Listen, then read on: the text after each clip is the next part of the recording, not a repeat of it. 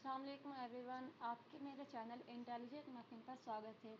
आज के इस वीडियो लेक्चर में हम बात करेंगे अपने फ़ुक नवाए उर्दू की चैप्टर गज़ल के मुतालिक, ठीक है, जो कि गज़ल बेसिकली इसकी मिर्ज़ा मोहम्मद रफ़ी सौदा की, ठीक है।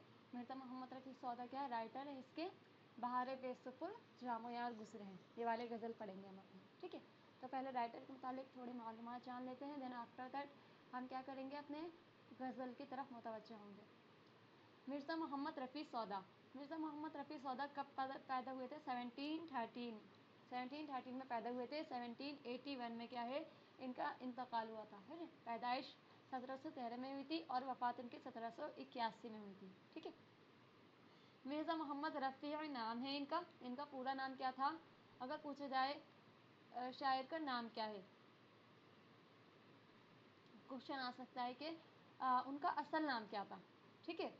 शायर का असल नाम क्या था, तो we have to write this. सिर्फ इनका इतना असल नाम क्या था, ये था मिर्ज़ा मोहम्मद रफ़ी। अगर पूछा जाए कि शायर का पूरा नाम लिखें, then we have to write Mirza Mohammad Rafi Sauda, ठीक है।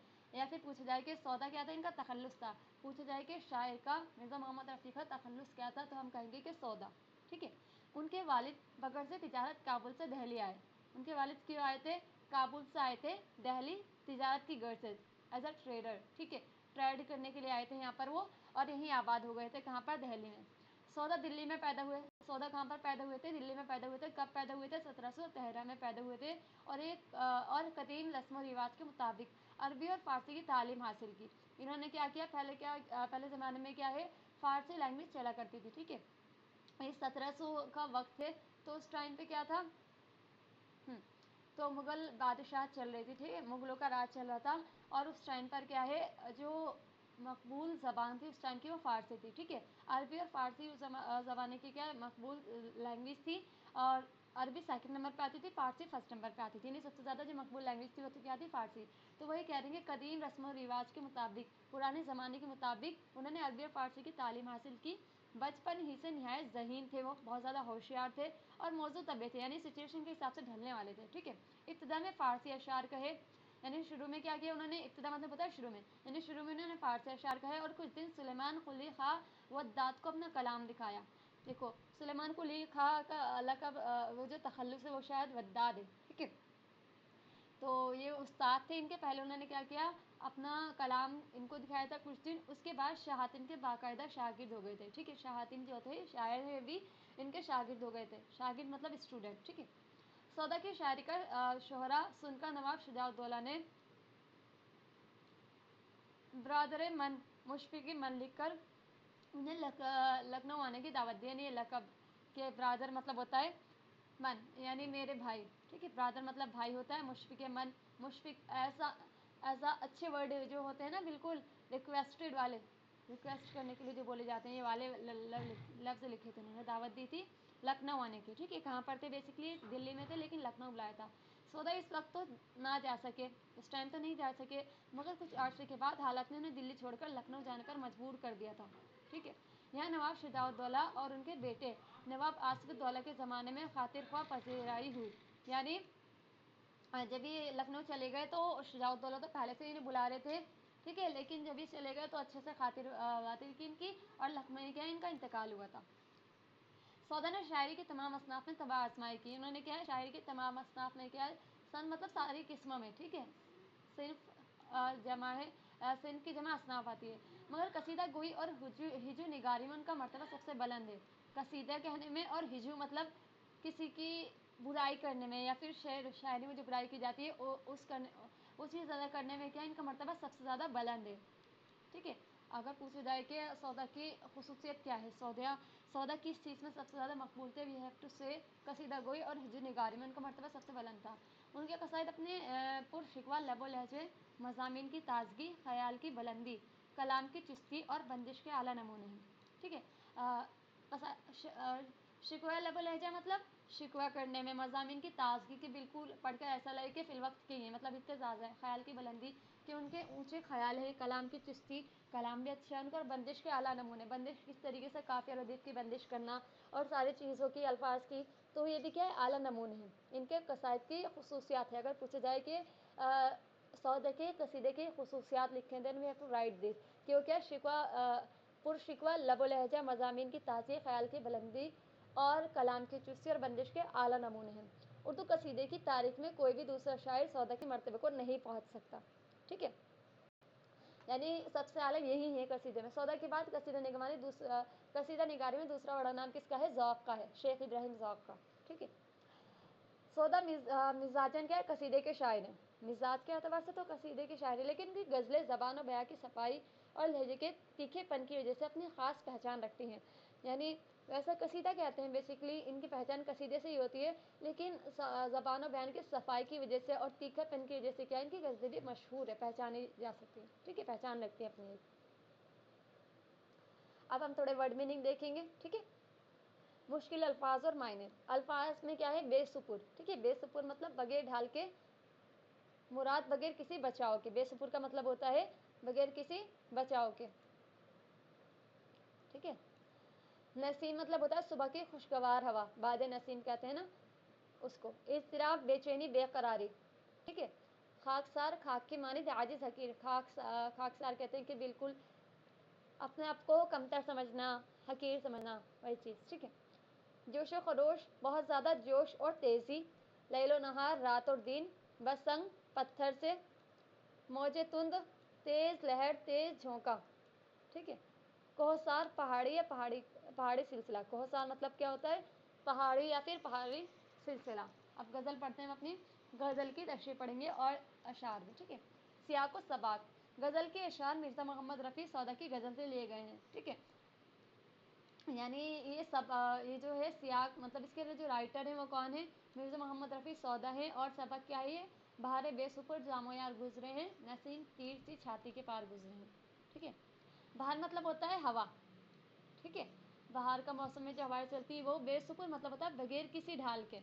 और बगैर किसी ढाल में वो क्या? बेसुपुर जामो यार गुजरे हैं, यानी बगैर किसी जाम और यार के बाहर की हवा गुजरती है। वर्ड पहले हम वर्ड टू वर्ड कर लेते हैं ना, after that we will explain. नसीम तीर सी छाती के पार गुजरे हैं। नसीम मतलब होता है बाद नसीम, सुबह की ठंडी हवा तीर सी यानी तीर की तरह क्या? छाती के पार गुजरती है, छाती के उस पार गुजरती है। बेसिकली क्या कहना चाह रहे हैं इसके अंदर पढ़ते हैं। मौसम में बहार है और ठंडी हवा चल रही है। ओके, मौसम में बहार है और ठंडी हवा चल रही है, मगर आशिक के पास इस मौसम से लुत्फ़अंदोज़ होने का कोई सामान नहीं, ना महबूब है और ना जाम। ठीक है, इसलिए नसीम जैसी लतीफ़ ठंडी हवा भी सीने पर तीर जैसी लगती हुई महसूस हो रही है। ये शायर अपना हाल बयान कर रहे हैं इसके अंदर। ठीक है, मगर महबूब और जाम होते तो ये हवा इस कदर गवारा ना होती। यानी अगर इंसान की सिचुएशन अच्छी होती, उसके पास जाम और महबूब होता, इनमें से कोई भी होता, तो इसे हवा जो लग रही है इतनी ज़्यादा नागवार ना होती, ना खुश ना होता वो इससे। यहाँ शायर ने तीर का मुकाबला करने के लिए महबूब और जाम को ढाल करार दिया है। ठीक है, तीर का मुकाबला, तीर क्या है यहाँ पर? बेसिकली बाहर की जो हवा है वो। ठीक है, और ढाल किसको कहा है? जाम को और महबूब को, कि ये क्या है? ढाल का काम करते हैं, लेकिन ये है ही नहीं बेसिकली, तो इसलिए कह रहे हैं कि ये क्या है? तीर के पार, छाती के पार गुजर रही है, क्योंकि ढाल से तीर और तलवार के वार को रोका जा सकता है। ठीक है, सबको पता है कि ढाल किस काम आती है, ताकि इससे तीर और तलवार दोनों की वार को रोक लें। तो ये था इसका मतलब। ठीक है, बाहर बेसुकुर जाम यार गुजरे हैं, यानी बाहर के हवा बगैर किसी यार जाम और यार के महबूब के क्या है? गुजर जाती है। और ये गुजरती हुई कैसे महसूस होती है? जैसे कि तीर। ठीक है, यानी इसका गुजरना ऐसा है जैसे कि तीर छाती के पार गुजारा जा रहा है, किस सिचुएशन में? जबकि महबूब और जाम ना हो। गुजर मेरा तेरे कूचे में गो नहीं ना सही, मेरे ख्याल में तू लाख बार गुजरे हैं। गुजर मेरा यानी मेरा गुजर तेरे कूचे में, तेरे कूचे में यानी तेरे कूचे में, तेरे गली में गो सही, अगर यानी अगर नहीं होता, लेकिन मेरे ख्याल में तू लाख बार गुजरे हैं। ठीक है, यानी लेकिन मेरे ख्याल में तू लाख बार गुजरता है। क्या कहना चाहते हैं शायद इसके अंदर? कह रहे हैं आशिक का कहना है कि अह महबूब मैं तेरे कूचे में नहीं आता, यानी मैं तेरी गली में नहीं आता। कूचा मतलब तेरी गली में, तेरे इलाके में नहीं आता, तो इसका मतलब ये नहीं कि मैं तुझे चाहता ही नहीं हूँ, है नहीं, ऐसा ना सोच। मेरे ख्याल में यानी मेरे ख्याल में तो तू लाख बार आता है, मैं तुझसे गाफिल नहीं हूँ, मैं तुझे अब भी सोचता हूँ, ये कहना चाह रहे हैं शायद। ठीक है, कहे हैं आज तेरे दर पे इज़्तिराब नसीम के जहाँ से कोई खाकसार गुजरे हैं। कहे हैं यानी कहती है आज तेरे घर पर, तेरे दर पर इज़्तिराब नसीम घबराई हुई, इज़्तिराब मतलब बेचैन हवा, کہ اس جہاں سے کوئی خاکسار گزرے، کہ کوئی خاکسار، کوئی حقیر عاجز کیا ہے اس جہاں سے رخصت ہو رہا ہے، ٹھیک ہے۔ اے محبوب تیرے در پہ نسیم یہ بتانے کے لیے آئی ہے کہ اس دنیا سے کوئی خاکسار عاشق رخصت ہو رہا ہے، ٹھیک ہے۔ آگے کیا کہتے ہیں، میں وہ نہیں کہ کوئی مجھ سے مل کے ہو بدنام، نہ جانے کیا تیری خاطر میں یار گزرے ہیں۔ کیا کہتے ہیں کہ میں ایسا شک نہیں ہوں کہ اگر کوئی مجھ سے ملے تو وہ بدنام ہو جائے، میں اتنا برا بھی نہیں ہوں، نہ جانے کیا تیری خاطر میں یار گزرے، پتہ نہیں تو کیا سوچتا ہے،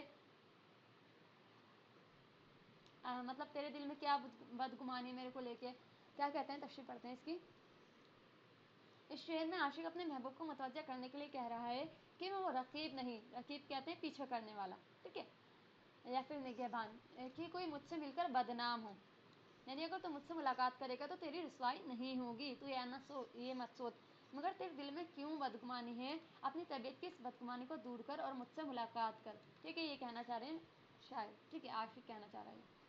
گزر میرا تیرے کوچے سے یوں ہے اے ظالم کہ جیسے ریت سے پانی کی دھار گزرے ہیں۔ گزر میرا یعنی میرا گزرنا تیرے کوچے سے، یعنی تیرے آنگن سے، تیری گلی سے، یوں ہے اے ظالم، اے ظالم اس طریقے سے ہے کہ جیسے کہ ریت سے پانی کی دھار گزرے ہیں۔ ریت میں اگر پانی ڈالو تو وہ کیا بالکل آر پار ہو جاتا ہے، دین وہی چیز دکھا رہے ہوں۔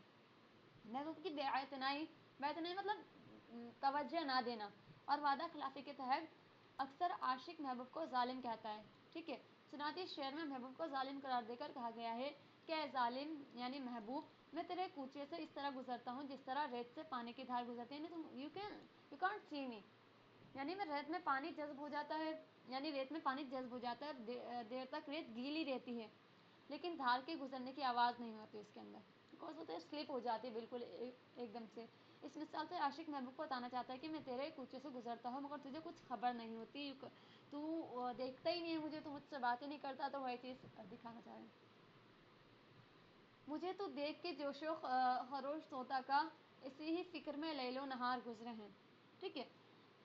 یعنی اب یہ عاشق کہہ رہا ہے کہ مجھے تو سودا کا جو جوش و خروش ہے، ٹھیک ہے، اسے دیکھ کے کیا لگتا ہے، اسی ہی فکر میں، یعنی اسی فکر میں کیا ہے، رات اور دن گزرتا ہے، کیا کہ یہ آدمی ہے کہ سر مارتا پھرے ہے بسنگ، کہ یہ آدمی ایسا ہے کہ سر مارتا پھرتا ہے بسنگ یعنی پتھر کے ساتھ، یعنی پتھر کے ساتھ کیا ہے، اپنا سر مارتا پھرتا ہے، کہ موجے تند سرے کوہسار گزرتی ہے، کہ مطلب جیسے کہ موجے تند سرے، موجے تند مطلب سمندر کی جو لہریں رہتی ہیں، موجیں رہتی ہیں، وہ کیا کرتی ہیں، سرے کوہسار پہاڑی کے سروں میں گزرتی ہیں، ٹھیک ہے، پہاڑی کے کنارے جب وہ لگ کر جاتی ہیں واپس تو پہلے سے ٹچ کرتی ہیں دین واپس چلی جاتی ہیں، تو اسی طریقے سے مجھے سودا کی حالت لگتی ہے۔ یہ قطعہ بند اشعار ہے، ان چاروں مصروں میں عشق کی کیفیت بیان کی گئی ہے، ٹھیک ہے، ان چاروں مصروں کے اندر جب عشق میں آدمی اتنا دیوانہ ہو جاتا ہے کہ پتھروں سے اپنا سر ٹکراتا پھرتا ہے۔ اس شعر کا مطلب سمجھنے کے لیے تصور کیجئے کہ کوئی دوسرا شخص جو کہہ رہا ہے کہ عشق کا جوش و خروش دیکھ کر مجھے دن رات یہ فکر رہتی ہے کہ آدمی تو پتھروں سے سر ٹکرا رہا ہے، بالکل اسی طرح جیسے پانی کی تیز اور تند لہر پہاڑوں سے ٹکراتی ہے، ٹھیک ہے۔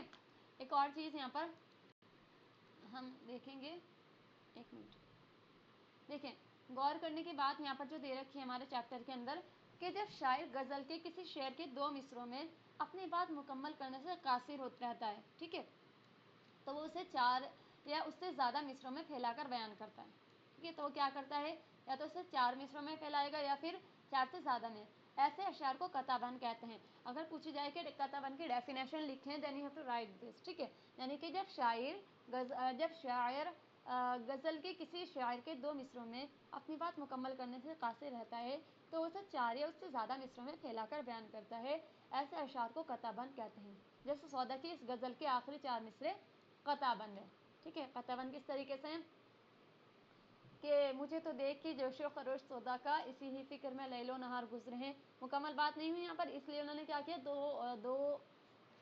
دو بند اور لے کر آگے، یہ آدمی ہے کہ سر مارتا پھرے ہے بسنگ کہ موجے تند سرے کوہسار گزرے ہیں، ٹھیک ہے۔ تو یہ تھی آج کی غزل، اگر آپ کو اس میں کچھ سمجھ میں نہ آیا ہو تو آپ کمنٹ سیکشن میں پوچھیں، اور اگر آپ کو یہ ویڈیو اچھی لگی ہو، ٹھیک ہے، تو اسے لائک کریں اور شیئر کریں اور چینل کو سبسکرائب کریں ایسی ویڈیو پانے کے لیے۔ آج کے لیے اتنا ہی، اللہ حافظ۔